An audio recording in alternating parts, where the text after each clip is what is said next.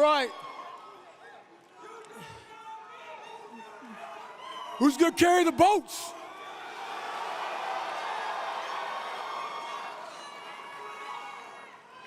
All right, so do you know why I demand that? Not for me. When I come out to every single audience, which you guys are one of the best ever. The reason why I demand that from the audience is because I know what darkness looks like. I know what it feels like to be alone with no motivation, no drive, no passion. And what has to come out of your fucking soul in the darkest of times is what you just did right there. So that's what I do. So people always, like, for the first 20-some years of my life, it was just darkness. But if you are able to get up every morning, have no passion, no drive, no motivation, no shit, and still get up with that kind of fire, you will be successful in life. I guarantee you that.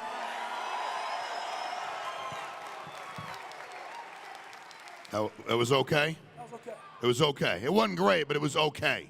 One of the best is not the best, but we tried. I know, I know. All right, well, first of all, thank you. Thanks for being here. Thanks for being who you are. Seriously. And thanks for just being straight, no bullshit. Appreciate it. Because, and I was saying this day backstage, we've been doing this together for 10 years now. Some of you have been here for 10 days, some of you have been here for 3 years, 10 years.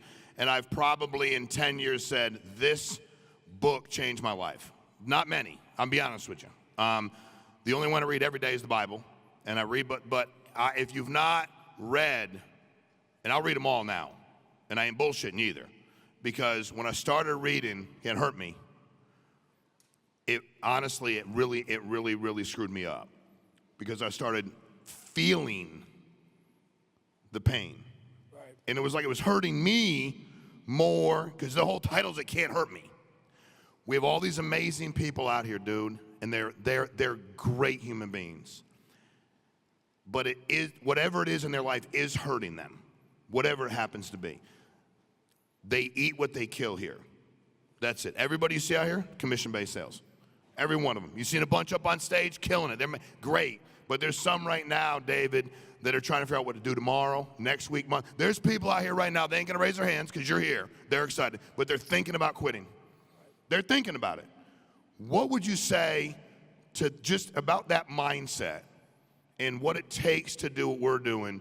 Because the pain is what I hear about, man. And you ain't nobody talks about that better than you. Well, first of all, what you guys gotta understand, guys and gals gotta understand, is that I keep it real. I'm not superhuman. I'm definitely not Superman.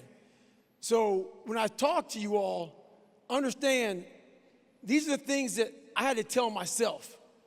So, you know, a lot of people come up here and start talking to you and they think they have all the damn answers and shit, and they kind of talk down on people.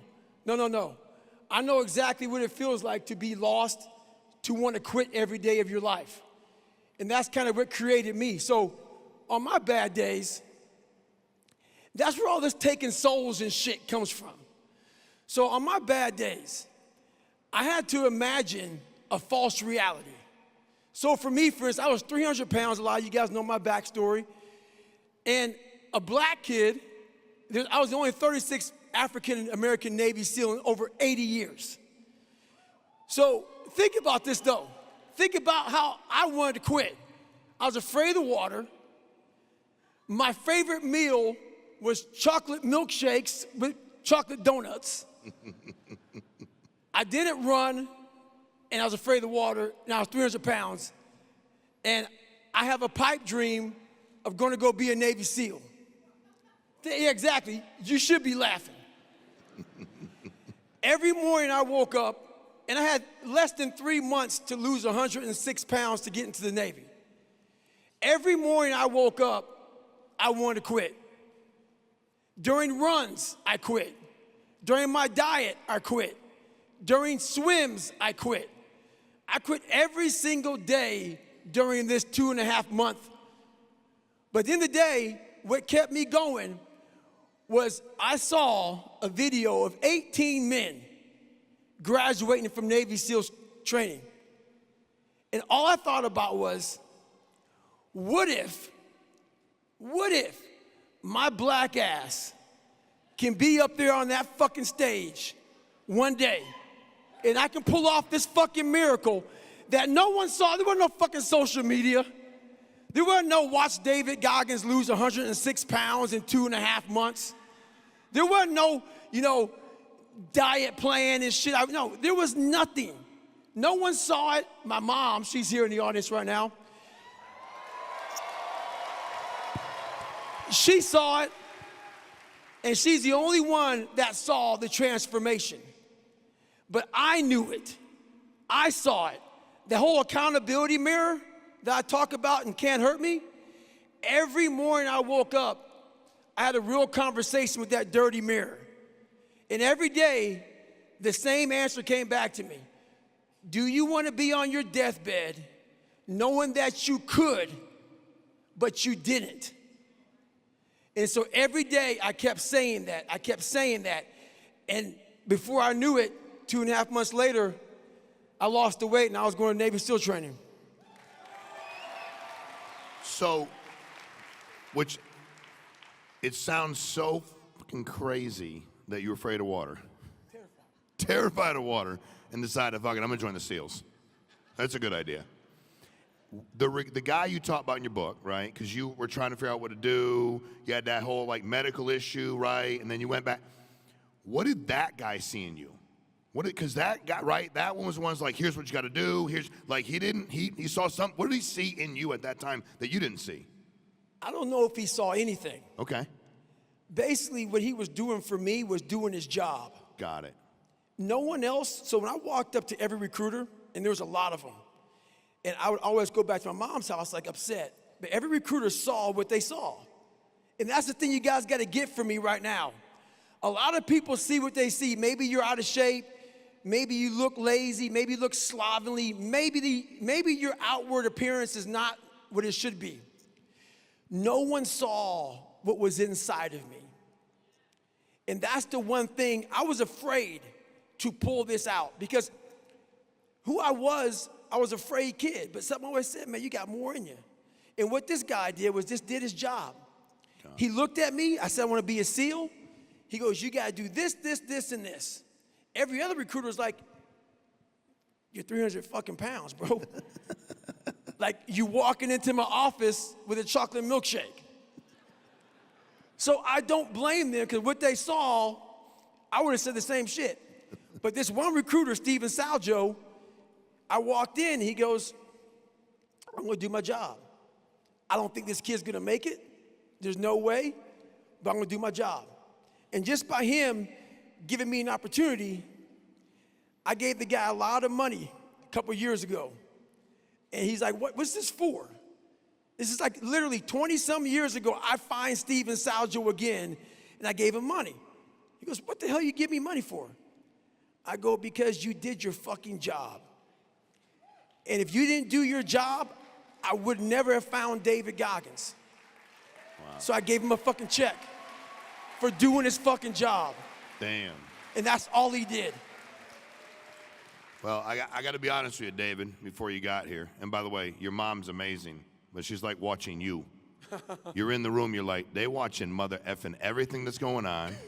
She looking over here, I look at David, she looking at David. I'm like, hell, if this goes bad, I don't stand a damn chance. She's got some essay, man. Yo. She's got some essay. For real.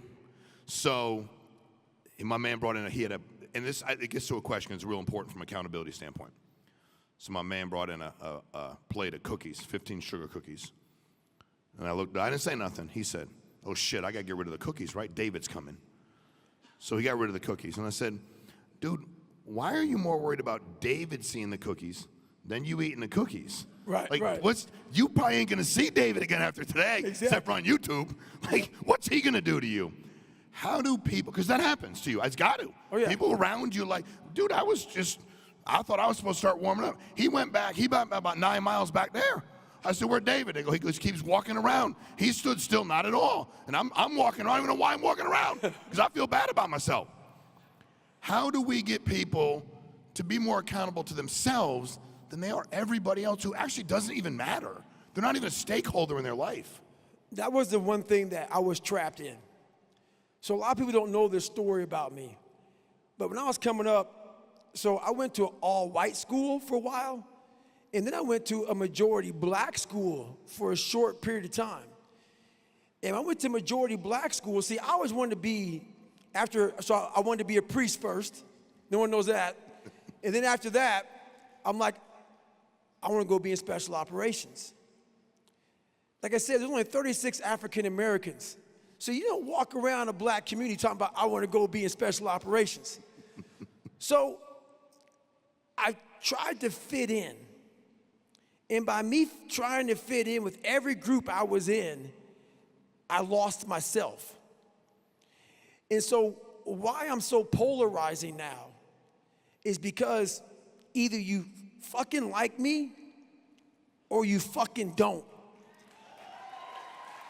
And the reason why I was walking so much backstage, I'm nervous as fuck to be out here in front of these people. Yeah. For real. My mom would tell you a story. When I was in elementary school, we moved from my dad's place where I got my ass beat. I had a lot of toxic stress. Hair was falling out of my head. I had a bunch of white splotches. And the biggest thing was I stuttered like a motherfucker. Bad.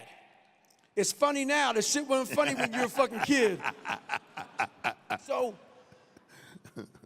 every time I get on stage, I think about one thing. We had a Christmas play. And I was in maybe second, third grade, whatever it was, didn't matter. I was young, but I stuttered horribly bad. And I'll never forget, the teacher gave me the smallest line possible because she knew this could be a fucking train wreck. He may get up there and just act a fool. So I got up there and I acted a fool. And I just walked off fucking stage. I couldn't say shit. I just went up there and just started just doing my shit. Just started break dancing at the mouth.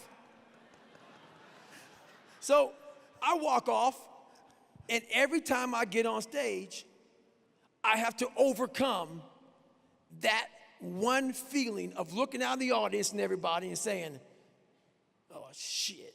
Because I didn't cuss when I said it in my mind. There was no cuss words up there, but when I said, so what happens is you have to gain this confidence because you lose yourself because you're always trying to hide from the stuttering or you're trying to hide from, I wasn't that smart. So I hid there. I hid because I was the only black person. I hid because I wanted to be a special, I was constantly hiding from these groups of people because I wanted to be accepted. And the more I hid, the more David Goggins became nothing. There was no David Goggins. I was you when I was around you. I was Mary around Mary. I was John around John. There was no David Goggins. And along this journey, when I started losing weight, and I had so many bad days in my life, so many bad days from growing up, even now, there wasn't nobody fucking there but David Goggins. Mm-hmm. God was there, but God said, hey, motherfucker, I'm testing you today. Then I'm gonna test you tomorrow. Then I'm gonna test you again. I'm gonna let you alone, man. Pray all the fuck you want. Pray. Get on your knees, boy, pray. I'm gonna still kick your ass. Yeah.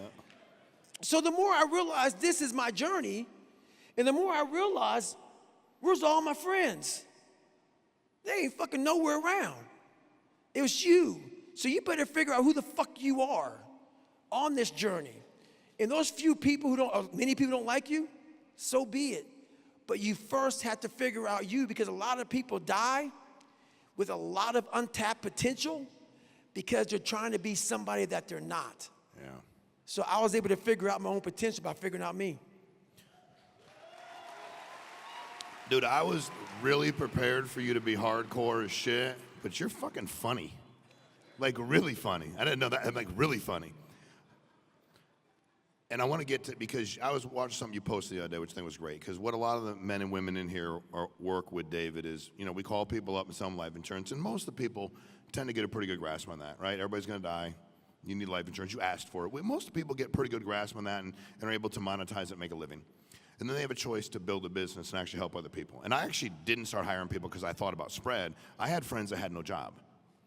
They were broke. And I'm like, yo, you should do this. They're like, why? I'm like, it's easy. Like, that was how I started building a business. But a lot of the men and women we have here are paralyzed. They want to talk about it. They want to post. They want to talk to their friends, their family. They want to post something on social media. But they're truly terrified. If we could polygraph everybody in here, 80% of them would blow up when we said, are you worried about what people think if you post and try to recruit? And you had posted something recently about how many people don't even follow you. Like, I didn't know that shit. Like, they don't even follow you, but they go on to comment. Like, they don't follow you. 23 million non-followers. 23 million people go on to talk shit, don't even follow you. They won't follow you. They don't want to see your content, but then they seek it out, see it, and then talk about it. How do you help everybody here truly, because I suck at a lot, but I'm like, a lot. And I'm like, dude, I really just don't care what anybody thinks at all. Like, if I come up here and do this interview and they're like, that was terrible. If you're like, dude, that was awful. I'm like, dude, I gave it everything I got. Like, I did the best I could and try to screw it up and give me feedback, I'll get better. How do we empower everybody in here? How do you empower everybody in here to just truly proceed, do whatever the hell they want with their business, ask everybody they run into? There's hundreds of millions of people in America. We're for our business, we're a good, big company, right? But none of that matters. We could be 10 times the size and still have too many people out there with no life insurance. How do we get these men and women to recruit people and not give a shit what anybody thinks or says about them? So I have a question for you all, but only one person can answer it. What is your biggest fear? Why are you paralyzed? What makes you nervous to just go out there and just be who you are and do what you have to do? I want to see one hand raised up to answer this question. You in the front. What is it? Past experience.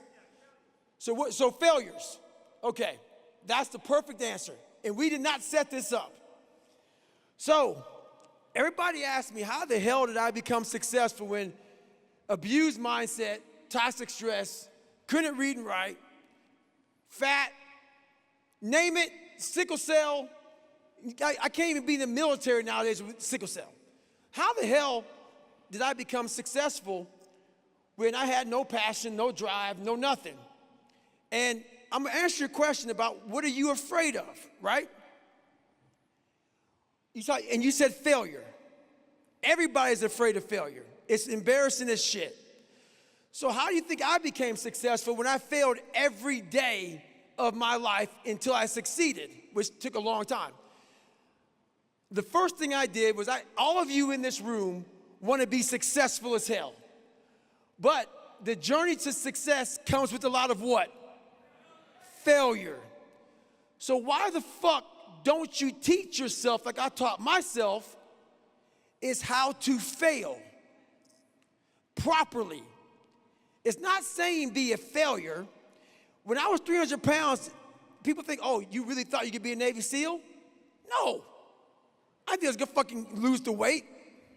But what it was how I was able to get over all the failure and all the embarrassment of failing was I told myself, you are gonna have to learn how to get up extremely fast because you are gonna have a million setbacks on this journey. And that's how I literally taught myself how to fail first. Because I knew that if I was afraid of failure, I would have never been able to be a Navy SEAL. I would have never been able to get to where I'm at today. So I went through, and I literally at 300 pounds, or 297 to be exact, I sat back and I visualized how this journey is gonna look. In the first several months was nothing but failure. So how am I gonna get up the next morning when I failed the day before? How am I gonna eat this meal when I failed and I got fries and a milkshake again when I was supposed to get grilled chicken and rice? So I went through and I taught myself how to fail. And when you do that, you're able to get up extremely fast and you no longer care about the end result because you know if I want to be way up here, it's going to take a bunch of small micro failures along the way. But you have to understand that that is part of the process. When you want to achieve the highest goal of all time, you are going to have to learn how to get your ass kicked all the way up that damn mountain. And then when you get up the mountain, the oxygen up there is very thin. It's hard to breathe. So it's not a lot of fun up there either. So all the way, if you want to be successful, you got the bottom that sucks, the middle is extremely hard, and the top, it sucks worse than all of it. So you better learn how to get the oxygen at the very top. So why do you care about what people are thinking when they're not trying to go where the fuck you're trying to go? And that's the whole moral of the story. So we have, in our business, it's not a typical sales deal, right? Like when I was in real estate, if I didn't sell you a house, I didn't sell you a house. You had a place to live, you know. If I didn't sell you, I stole construction material. If you're in solar and don't sell somebody solar, it's all good. In our business, if we don't make a sale, somebody dies with zero life insurance or not enough. That's honestly no bullshit. I was a social worker 14 years, found this. I was like, dude, this is social work, but I get paid more. And then I can bring people on. If all these men and women work with you and you could get them to, because that's what I try to get to. And I need to get a million times better at it. Because I'm actually, people are like, how'd you sell a lot? I didn't want to leave anybody unprotected. And shit, if I had to piss them off, upset them, make them uncomfortable, make them give me shit, make them judge me, make whatever I had to do, I wanted them. And when I got my first death claim, 3 months in, 32-year-old dude died in a motorcycle accident, got $250,000, I was like, oh, everybody's getting covered. What's your advice? What is your advice, David, on, because I always went to, what's the worst thing that can happen? Well, shit, I can screw this family up forever. Nobody came to my mom's apartment when my grandma died. We had no life insurance. Grandpa, aunts, uncles, friends. I didn't even know what life insurance was until I got to be old and got damn life insurance. I didn't have life insurance until I got my life insurance license.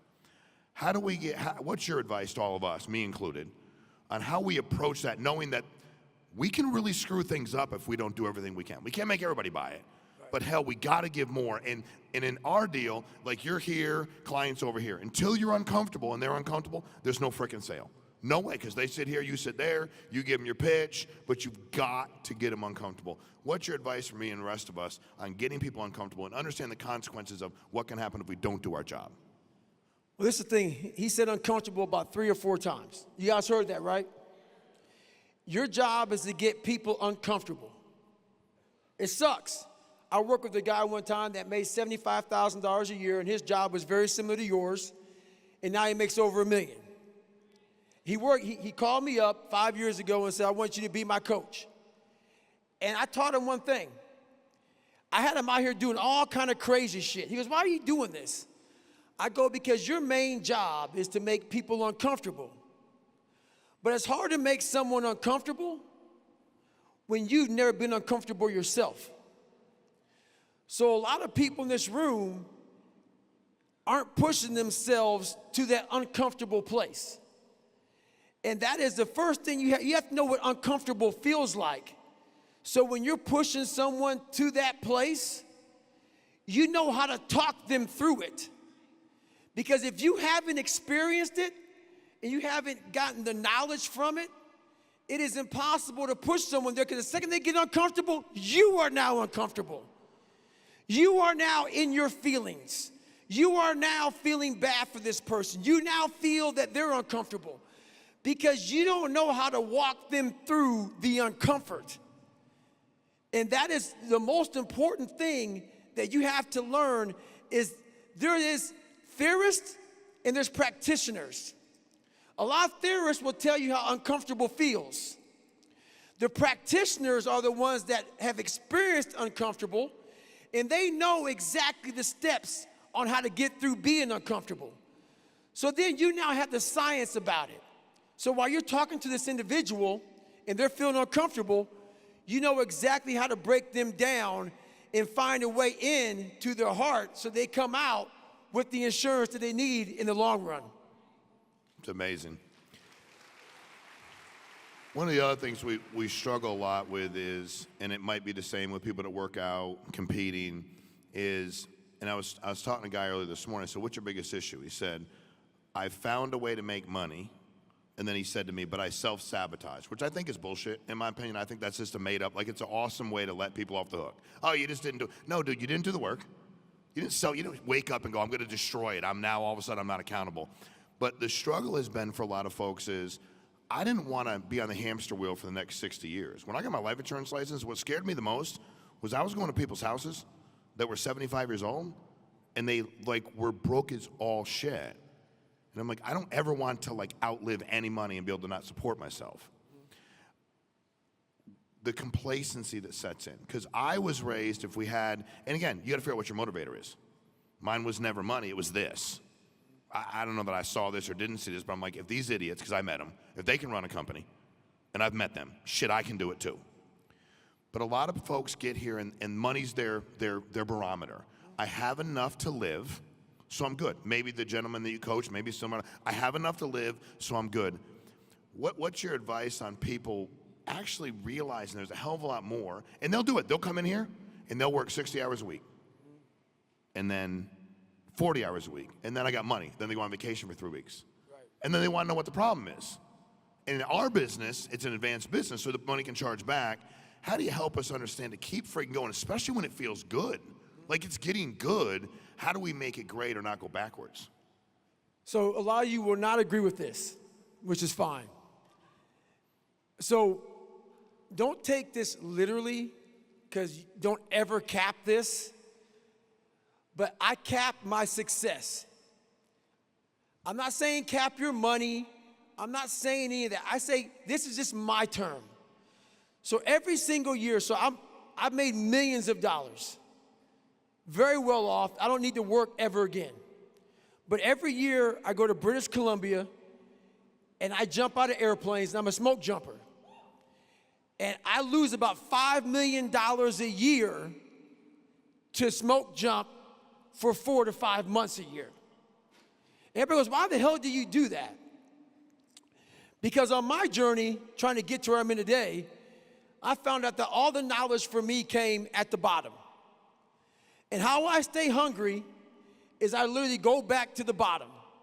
I go back, I pick up a shovel, I pick up a Pulaski, someone's in charge of me, some 20-some-year-old kid. I'm damn near 50 fucking years old. I got some 20-year-old kid still digging in his nose and digging his ass in charge of me. But it humbles me because I want to be the best. And a lot of people in here, they might just be okay with just that money to live. And that's the thing that I realized a long time ago in my life, is there's some people I can't motivate. There's some people in this room that when I speak, they're rolling their eyes. This guy's fucking David Goggins, ridiculous shit. His passion, his motivation, his drive is all fucking crazy. It is.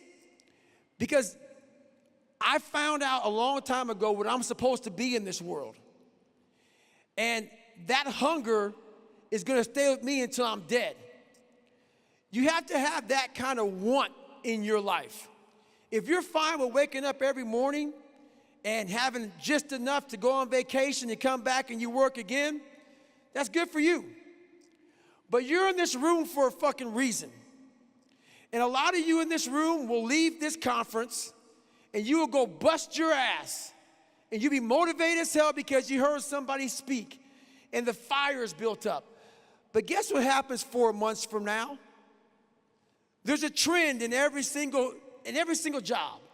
They have a conference, they're kicking ass, and then it's like, oh, fuck, I don't have any more motivation. Man, I was killing it last 4 months. What the fuck happened? This conference took you and elevated you to the next fucking level. But then the real you came out. The real you might be unmotivated, might have no determination, no passion, no drive. But like I said, why the fuck did I have you all yell at the top of your lungs when I came out? Because on those dark days, you still have to find more.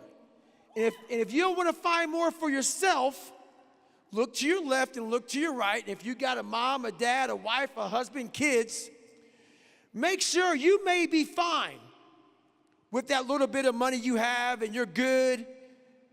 try to make generational fucking wealth. Amen. If you're good, be that person when a fucking fire happens in a room like this. I guarantee most of you motherfuckers can look at me. Where's Goggins going? I'm gonna follow that motherfucker. You wanna be that motherfucker for your family. That when all hell breaks loose, they know that even though you're good by yourself, you got a family to take care of, and you have made enough for them that they fall on their fucking ass, you can pick them up. So there's a lot of things out there that should keep you going in life, and if that's not enough, you need to go look at that dirty mirror again and see why you're really doing it for. Wow. So when you listen, and I'm 10 years, I've been doing this 15. 10 years, I've been doing we do these meetings, and this is the first time. First of all, I've been sober 23 years, but thank you. But sitting next to you is the closest I've felt to being back smoking crack and sniffing cocaine. And I'm just being honest, I'm not lying, I'm being honest, sorry, I'm honest. I feel like we're getting ready, I'm too old, I'm 51, but I feel like we're getting ready to take the football field, and I just played around with an 8-ball, and I'm ready to go, and we're gonna kill somebody. Like, that's how I actually feel, which means the shit's contagious. And I've never met anybody that I've sat next to, I met a lot of smarter people, but I ain't met nobody that had more energy than me. And I'm like, he's straight as shit, he's sober. It's contagious. Yeah. But I love what you said, be that for your family, right? Because when people come up and go, my dad, I was talking to Sean, his kid, Sean Jr., he's like, I'm like, no, your dad's it, dude. Like, your dad has his own business. I ain't your dad's boss. Everybody's independent. I ain't your dad's boss. Your dad's the boss of your family. All these folks have to understand, and I want you to speak to this, please. Everybody on their team's watching them. Every freaking, and by the way, nobody here is rolling their eyes talking shit about you. I promise you. Number one, they're scared you might see them from here. And number two, peer pressure is the most powerful pressure in the world. Someone next to them will be like, dude, stop shaking your freaking head or I'll hit you and I'll keep spinning around. Guarantee it. Promise you. Talk to us about that, because that's what kills me. I had a guy tell me one day, he goes, you know why that guy's team don't grow? I go, no. He goes, dumps his shit downhill. He has a bad day, he dumps it on everybody, and he paralyzes them. Everybody, and I watch these people watch them. They're watching their moves. They're feeling their energy, good or bad. I've been up here on stage doing these things with people that charge way too much money, that are uber famous. I'd rather be shoving thumbtacks in my eyeball. It's so fucking bad. Seriously, help us understand everybody's watching. Everybody. The thing about it is you all know everybody's watching. And this is the thing. So have you guys heard of my thing called Taking Souls? Yeah. Okay. For those of you who haven't, I'm gonna give you a short story. So everybody's watching. And so when I started figuring out what I wanna be in life, I wanna be a leader. I wanna be the leader, like I said, when a fire breaks out, they look at you. And what that means is this.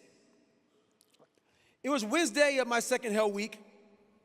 We had been up the whole time, hadn't gotten any sleep. And so there's about 3 boat crews left, which means there's not many people left. Like over, 80, 90 people had quit. We're down to just 3 boat crews. So we go into the med check, and they go in, they check us out. Everybody is hypothermic, everybody's all jacked up. And Wednesday, you're a zombie. That's what the pass down. So the pass down is through years. They tell you on Wednesday you're a zombie. You're walking around like this because you don't want your clothes to touch you because you're soaking wet. You just got out of the ocean and you're just pissing on yourself to get warm. So you like that, didn't you? So basically what happens is you go to med check. They have these aid crates. The aid crates have your nice dry clothes in them, but what happens is the instructors are there fucking putting water in them. So those dry clothes are now fucking wet. And all the students are just like poopy pants, like fuck. I gotta put these fucking wet clothes on, and they're putting them on slow, and the instructors are yelling.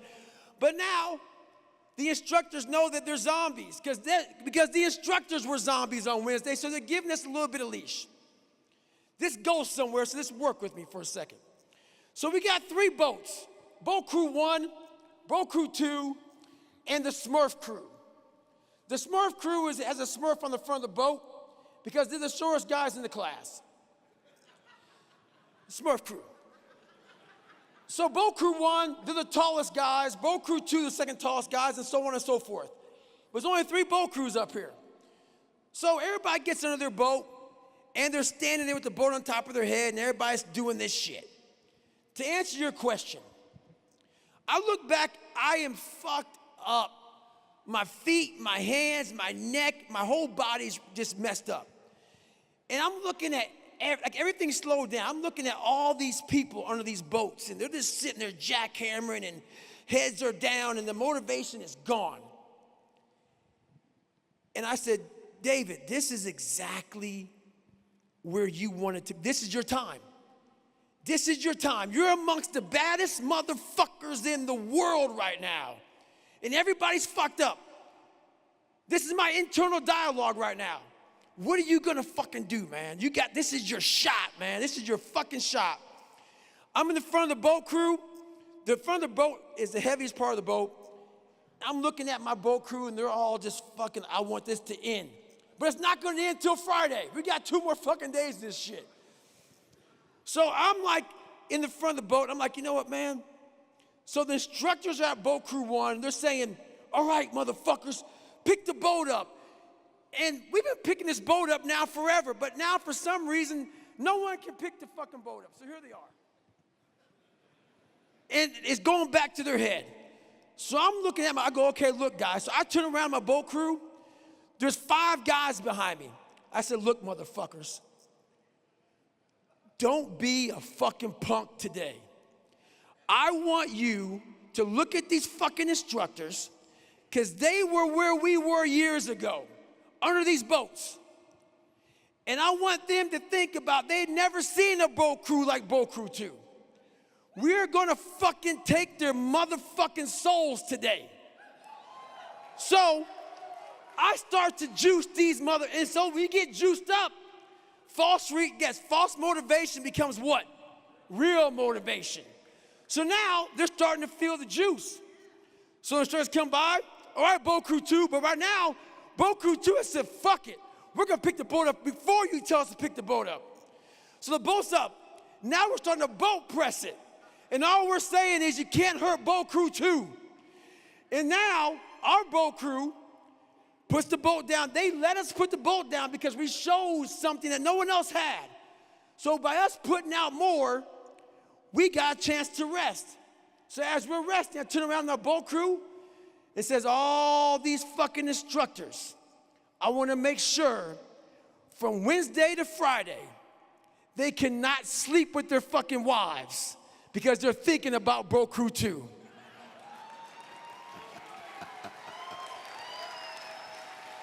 So, to answer your question, you want to be that one motherfucker that every day, whether it's raining, snowing, sleeting, you lost every dime, your mom died, your dad died, you come and you bring the energy that it takes to make a team function at the highest fucking level every day. And that's the person you want to be every day of your life. Wow.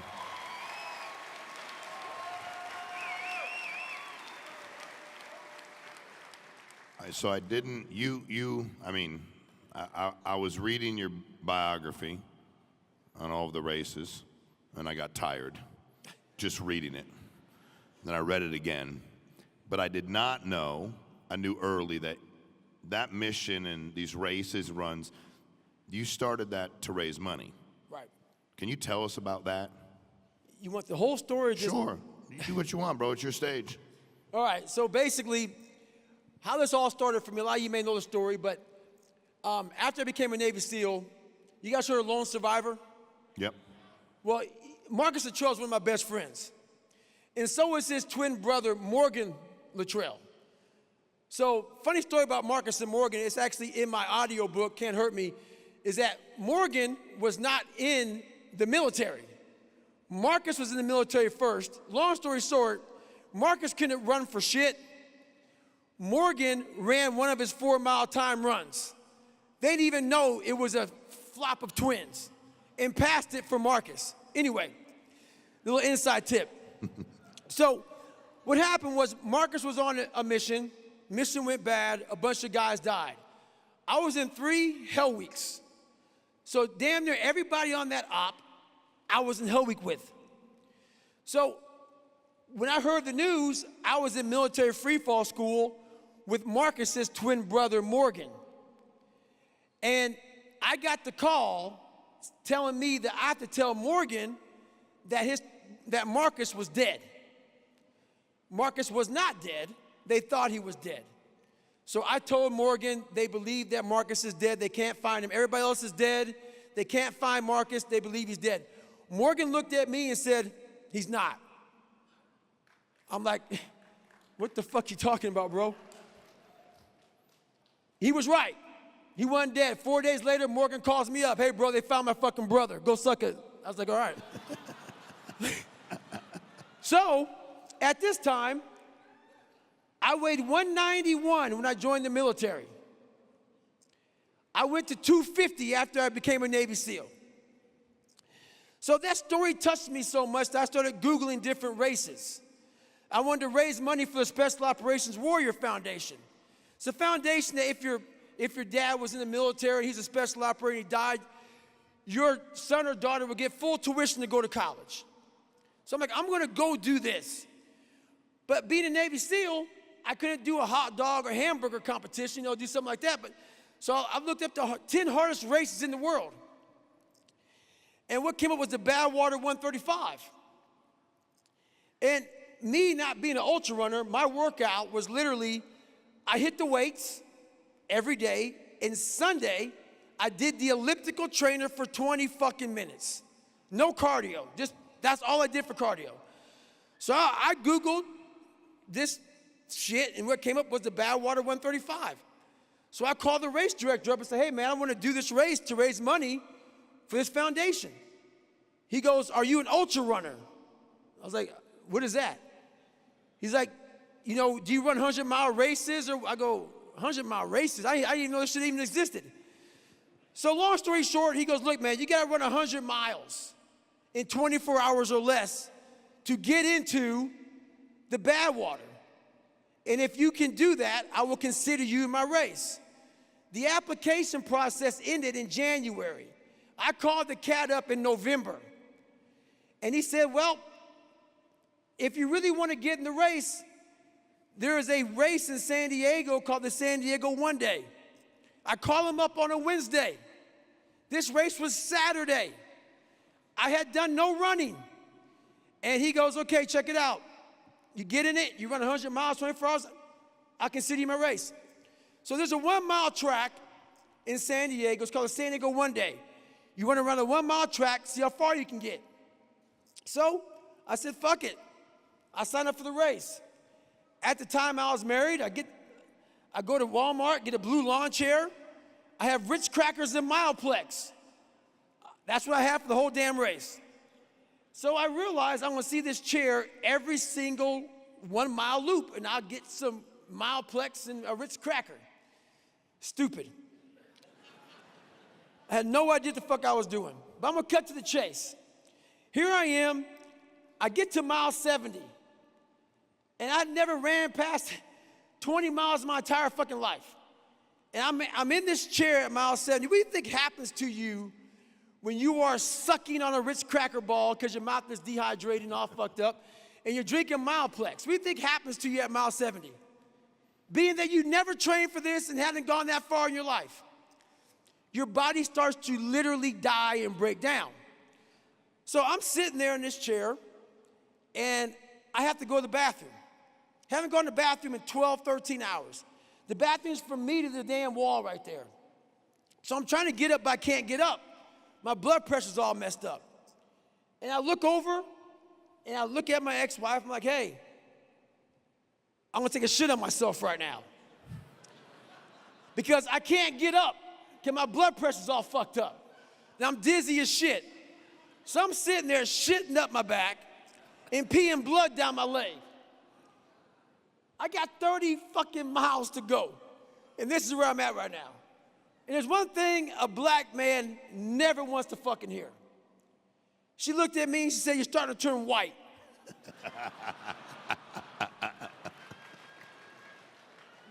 It's a fucking long day. So I'm sitting there, I'm looking at her, and this is where the 40% rule came from. So I'm trying to raise this money, and I'm all jacked up. So in life, you guys are gonna come to a point in your life, maybe not quite this fucked up, but where you don't wanna go on anymore. So what I do is I quit. I don't really quit. I let my mind know that we're gonna fucking bag it for today. 70 miles in, I'm good. But I didn't quit yet. But I'm telling myself I'm gonna quit. I'm sitting there in this chair, and I'm like, okay, man, I can't even get the fuck up. I'm really messed up. I'm got shit everywhere, and this is messed up. So I'm cleaning myself up, and there's an aid station that I haven't been using that has peanut butter and jelly, salt tablets, and bananas, real food that I fucking need some water and shit right now. I need something. So I have my ex-wife bring me over some food. I'm gonna sit here, because I'm gonna quit pretty soon, but just not yet. Let me get cleaned up first. Let me get something to eat. What this does to your mind is it takes pressure off of your brain for a second. 30 more fucking miles you don't want to think about when you got shit up your back. So I'm sitting there and I'm eating some food. And I'm like, okay, man, my blood pressure's a little bit better. I'm gonna walk to the car. But before I walk to the car, it'd be pretty badass if I can walk 1 mile. And then I'll quit. I walked a mile. Long story short, that 1 mile became 30 fucking miles.